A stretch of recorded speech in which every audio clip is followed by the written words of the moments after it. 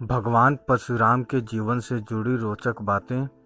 हिंदू पंचांग के अनुसार वैशाख मास के शुक्ल पक्ष की तृतीया तिथि को भगवान परशुराम की जयंती मनाई जाती है।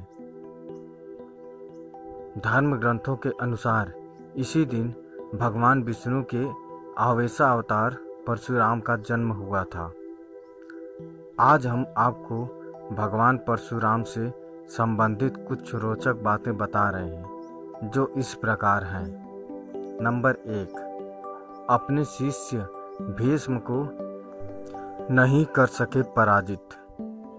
महाभारत के अनुसार महाराज शांतनु के पुत्र भीष्म ने भगवान परशुराम से ही अस्त्र शस्त्र की विद्या प्राप्त की थी। एक बार भीष्म काशी में हो रहे स्वयंवर से काशीराज की पुत्रियों अंबा, अंबिका और बालिका को अपने छोटे भाई विचित्रवीर के लिए उठा लाए थे। तब अंबा ने भीष्म को बताया कि वह मन ही मन किसी और को अपना पति मान चुकी है। तब भीष्म ने उसे ससम्मान छोड़ दिया, लेकिन हरण कर लिए जाने पर उसने अंबा को अस्वीकार कर दिया। तब अंबा भीष्म के गुरु परशुराम के पास पहुंची और उन्हें अपनी व्यथा सुनाई। अंबा की बात सुनकर भगवान परशुराम ने भीष्म को उससे विवाह करने के लिए कहा, लेकिन ब्रह्मचारी होने के कारण भीष्म ने ऐसा करने से इनकार कर दिया। तब परशुराम और भीष्म में भीषण युद्ध हुआ और अंत में अपने पितरों की बात मानकर भगवान परशुराम ने अपने अस्त्र रख दिए। इस प्रकार इस युद्ध में न किसी की हार हुई न किसी की जीत। नंबर 2, ऐसे हुआ भगवान परशुराम का जन्म। महर्षि भृगु के पुत्र ऋचिक का विवाह राजा गादी की पुत्री सत्यवती से हुआ था। विवाह के बाद सत्यवती ने अपने ससुर महर्षि भृगु से अपने व अपनी माता के लिए पुत्र की याचना की। तब महर्षि भृगु ने सत्यवती को 2 फल दिए और कहा कि ऋतु स्नान के बाद तुम गूलर के वृक्ष का तथा तुम्हारी माता पीपल के वृक्ष का आलिंगन करने के बाद ये फल खा लेना। किंतु सत्यवती व उनकी माँ ने भूलवश इस काम में गलती कर दी। यह बात महर्षि भृगु को पता चल गई। तब उन्होंने सत्यवती से कहा कि तूने गलत वृक्ष का आलिंगन किया है, इसलिए तेरा पुत्र ब्राह्मण होने पर भी क्षत्रिय गुणों वाला रहेगा और तेरी माता का पुत्र क्षत्रिय होने पर भी ब्राह्मणों की तरह आचरण करेगा। तब सत्यवती ने महर्षि भृगु से प्रार्थना की कि मेरा पुत्र क्षत्रिय गुणों वाला न हो, भले ही मेरा पौत्र ऐसा हो। महर्षि भृगु ने कहा कि ऐसा ही होगा।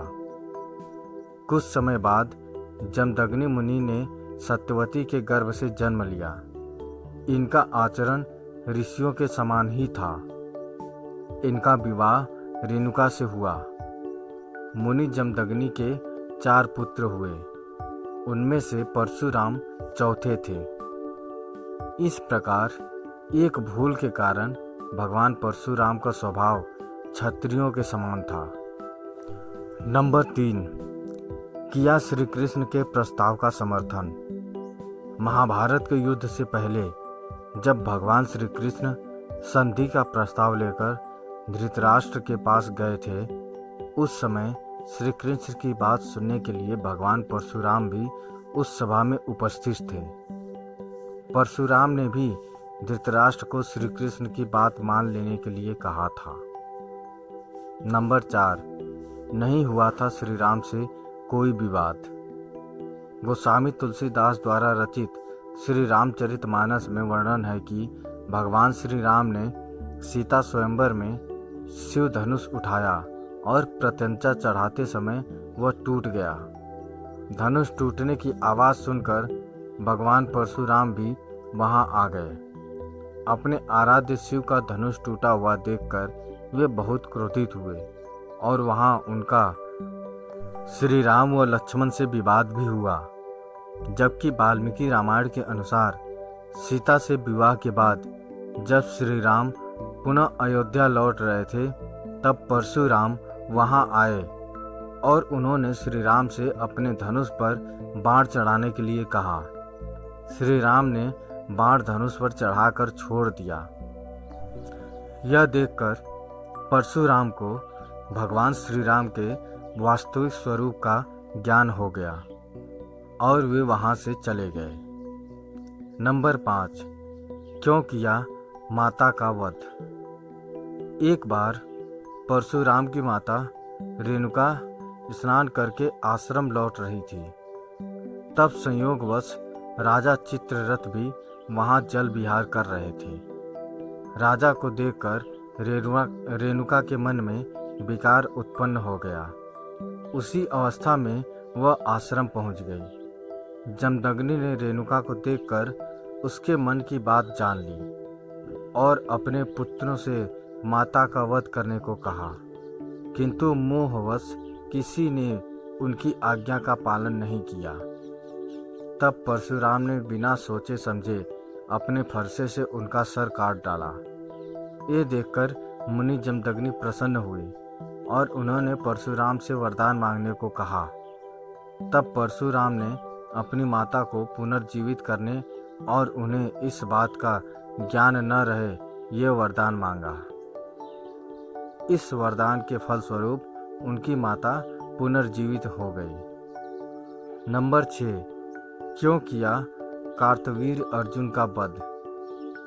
एक बार माहिष्मति देश का राजा कार्तवीर्य अर्जुन युद्ध जीतकर जमदग्नि मुनि के आश्रम से निकला। तब वह थोड़ा आराम करने के लिए आश्रम में ही रुक गया।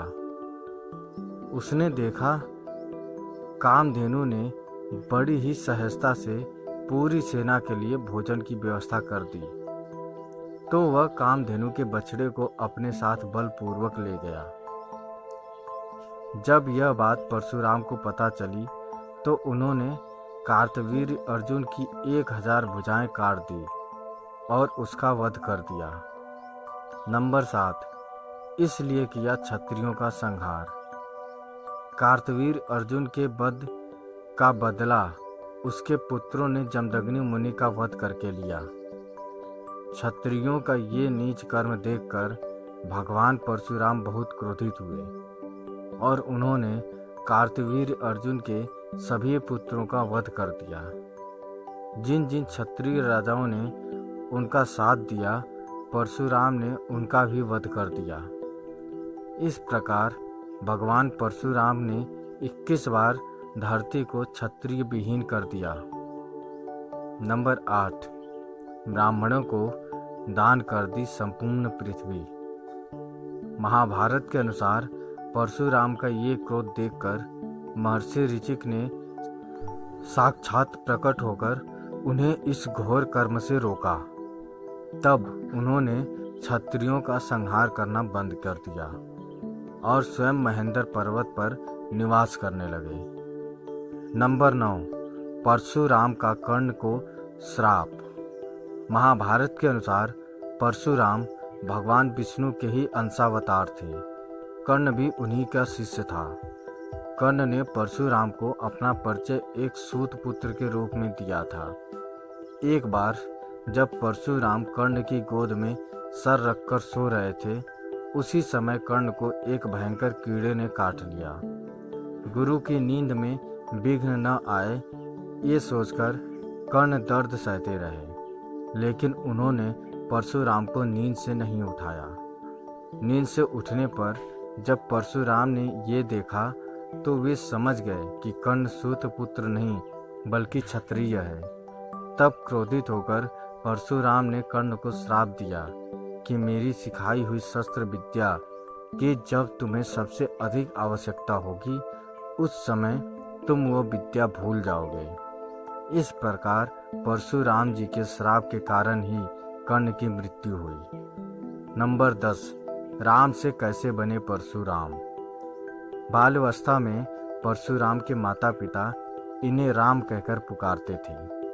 जब राम कुछ बड़े हुए तो उन्होंने पिता से वेदों का ज्ञान प्राप्त किया और पिता के सामने धनुर्विद्या सीखने की इच्छा प्रकट की। महर्षि जमदग्नि ने उन्हें हिमालय पर जाकर भगवान शिव को प्रसन्न करने के लिए कहा। पिता की आज्ञा मानकर राम ने ऐसा ही किया। उस बीच असुरों से त्रस्त देवता शिव जी के पास पहुँचे और असुरों से मुक्ति दिलाने का निवेदन किया। तब शिव जी ने तपस्या कर रहे राम को असुरों का नाश करने के लिए कहा। राम ने बिना किसी अस्त्र की सहायता से ही असुरों का नाश कर दिया। राम के इस पराक्रम को देखकर भगवान शिव ने उन्हें अनेक अस्त्र शस्त्र प्रदान किए। इन्हीं में से एक परशु भी था। यह अस्त्र राम को बहुत प्रिय था। इसे प्राप्त करते ही राम का नाम परशुराम हो गया। नंबर 11, फरसे से काट दिया था श्री गणेश का एक दांत। ब्रह्म वैवर्त पुराण के अनुसार एक बार परशुराम जब भगवान शिव के दर्शन करने कैलाश पहुँचे तो भगवान ध्यान में थे। तब श्री गणेश ने परशुराम जी को भगवान शिव से मिलने नहीं दिया। इस बात से क्रोधित होकर परशुराम जी ने फरसे से श्री गणेश पर वार कर दिया। वह फरसा स्वयं भगवान शिव ने परशुराम को दिया था। श्री गणेश उस फरसे का वार खाली नहीं होने देना चाहते थे, इसीलिए उन्होंने उस फरसे का वार अपने दांत पर झेल लिया, जिसके कारण उनका एक दांत टूट गया। तभी से उन्हें एक दंत भी कहा जाता है।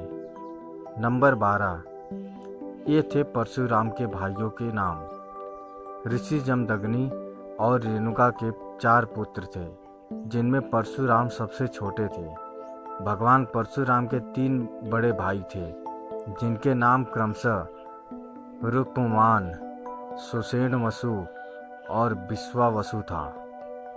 नंबर 13, अमर है परशुराम। हिंदू धर्म ग्रंथों में कुछ महापुरुषों का वर्णन है, जिन्हें आज भी अमर माना जाता है। इन्हें अष्ट चिरंजीवी भी कहा जाता है। इनमें से भगवान विष्णु के आवेशावतार परशुराम, अश्वत्थामा, राजा बलि, महर्षि वेदव्यास, हनुमान, विभीषण, कृपाचार्य तथा ऋषि मार्कंडेय अमर हैं। ऐसी मान्यता है कि परशुराम वर्तमान समय में भी कहीं तपस्या में लीन हैं। दोस्तों, भगवान परशुराम के जीवन की यह कहानी आपको कैसी लगी, हमें कमेंट करके ज़रूर बताएं।